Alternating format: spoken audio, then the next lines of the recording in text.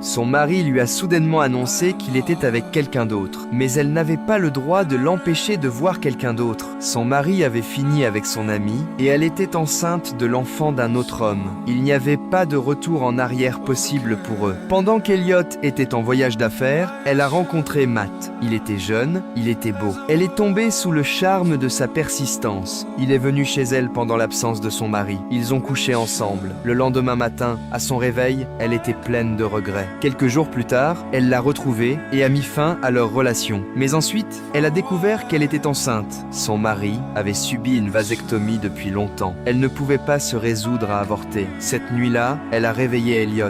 Elle lui a dit qu'elle portait l'enfant d'un autre homme. Il s'est complètement effondré. Il a décidé de divorcer. Peu importe combien elle s'excusait, il ne lui pardonnait pas. Enceinte de 8 mois, elle a recroisé Matt. Il a vu son ventre et s'est figé. Elle lui a dit que l'enfant était de lui parce que son mari était stérilisé. Quand il a appris la vérité, il est parti. Elle a réalisé qu'il ne voulait pas de ce bébé. Elle a dû tout gérer seule. Le jour de Noël, Elliot est venu voir les filles. Elle avait un cadeau prêt pour lui. Elle pensait que le temps pourrait guérir les choses, mais il lui a dit qu'il était avec quelqu'un de nouveau. À cet instant, son cœur s'est juste arrêté. Le lendemain matin, il est venu tôt pour préparer le petit déjeuner des enfants. Elle s'est assise et puis une douleur aiguë l'a frappée. Sa poche des os a rompu. Ils l'ont emmenée d'urgence à l'hôpital. Pendant l'accouchement, elle l'a vu se tenir là, dans l'embrasure de la porte.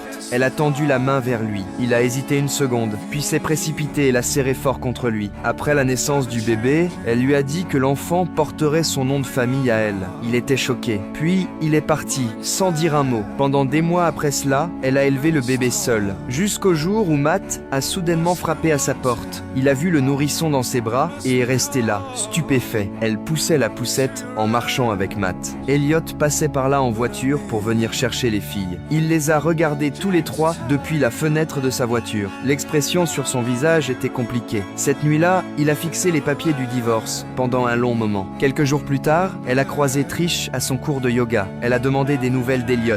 Trish lui a dit qu'ils avaient rompu il y a quelque temps. Son cœur a fait un bond. Elle est allée à son bureau et s'est de nouveau excusée auprès de lui. Elle l'a supplié de revenir vers elle. Il est resté silencieux tout le temps. Elle s'est retournée pour partir. Puis, il a soudainement parlé et s'est excusé auprès d'elle. Il a réalisé qu'il l'avait prise pour acquise avant. À cet instant, tous les malentendus se sont simplement dissipés. Après cela, Matt amenait souvent sa copine pour voir l'enfant. Elliot n'arrivait toujours pas à sourire vraiment quand il voyait Matt, mais il avait complètement accepté Henry.